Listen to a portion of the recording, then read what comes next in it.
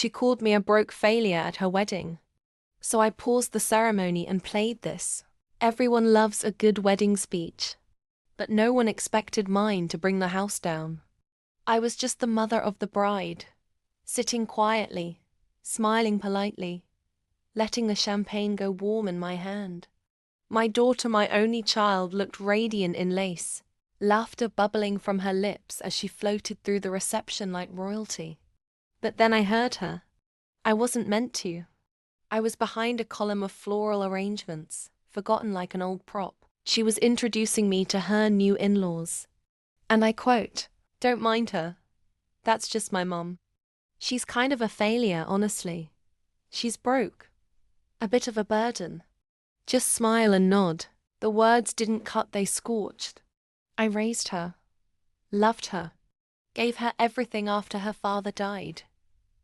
And this is how she reduced me. In a designer gown I paid for with the last of my pension. No, not today. I didn't storm out. I didn't cry. I stood. And I asked for the microphone. People clapped, assuming I'd give some sweet, trembling tribute to the bride and groom.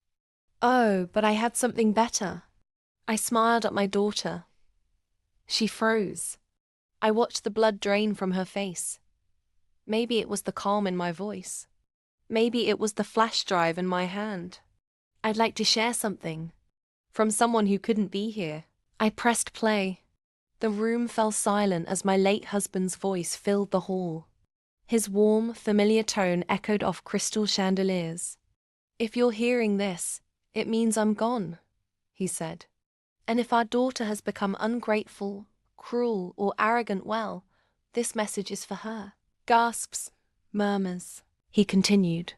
"I built an empire she never knew about. Offshore accounts. Property. Art. But the key to unlocking it all is with my wife. The woman who held this family together.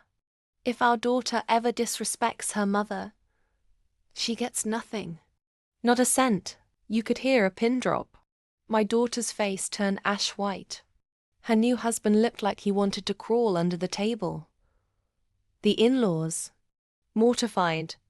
I looked around the room and said, calmly, "I may be old. I may not wear wealth on my sleeves. But I am not broke. I am not a failure. And I will never apologize for surviving." And with that, I handed the microphone back and walked out. Head high. The real twist. The fortune was real. Every word. And I rewrote my will the next day. To charity. To people who see others, not step over them in heels. Revenge isn't always screaming. Sometimes, it's letting the truth speak louder than betrayal.